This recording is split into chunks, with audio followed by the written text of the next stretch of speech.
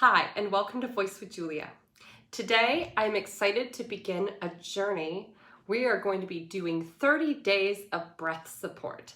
And in these 30 days, we're beginning today, May 1st, 2023, we are going to be re-examining and realigning our relationship to breathing for singing, as well as support while we're singing. So there's going to be a series of exercises and lessons to help you up-level your singing. Now, I invite you to subscribe to my newsletter, which is below. And in this newsletter, you will be getting information about new programs that we have. You'll be getting vocal tips, and you'll also get the first information about my soon-to-come app release on a Marchese vocal course, which is very exciting. So make sure you subscribe below so you'll have all the information first. And whether you're seeing me here on YouTube or on Instagram or TikTok, please be sure to subscribe or follow so that you can get the latest on all of the information. So without further ado, let's dive in and re-examine our breath support. Voice with Julia, change your voice, change your life.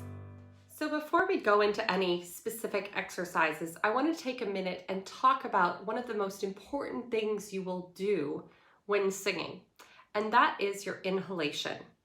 If you think about an inhalation as the very first chance you have as setting yourself up for success. Now, if you're an experienced singer, you'll understand the importance of this, but you may not understand all the nuances of this. And if you're a beginner, you have to understand that this is really critical to great singing.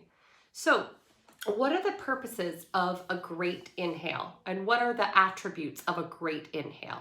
Okay, I'll list some. The attributes are tension-free, right? We don't want to be introducing tension into our body.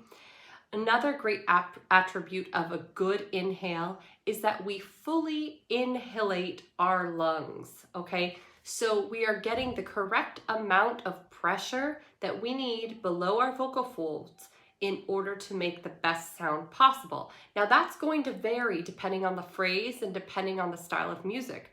But in general, we need to get the correct amount of lung pressure in the lungs in order to cause our vocal cords to vibrate in the way that we want them to, okay?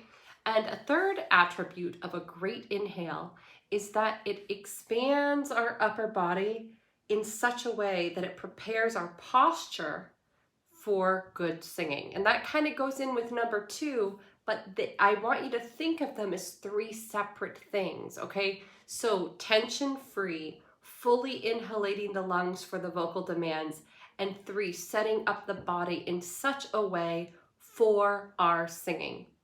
So what are some of the ways that we can do this? One of the ways that we can do this is by understanding the relationship of our rib cage, right, with the rest of the body. We have a rib cage, and this can actually move. So you can see I'm moving my rib cage. Now this is after many years of singing, so if your rib cage isn't doing that, don't worry, okay? That's something to work on.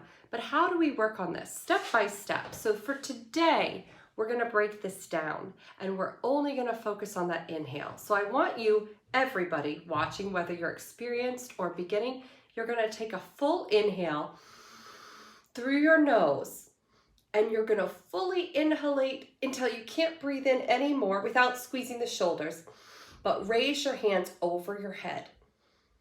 Now take a couple of breaths just there.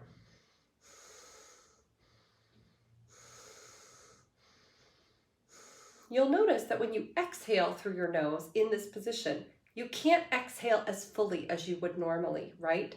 And this is because we are keeping the rib cage in an expanded position.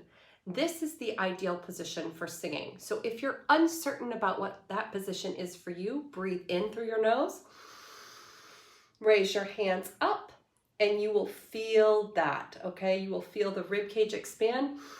Take a deep breath in, and now we're gonna learn how to do that while putting our hands down. So we'll keep the breath in, we keep our rib cage out, and we gently move our arms down without changing that rib cage. So you don't want to exhale. Let's do it again.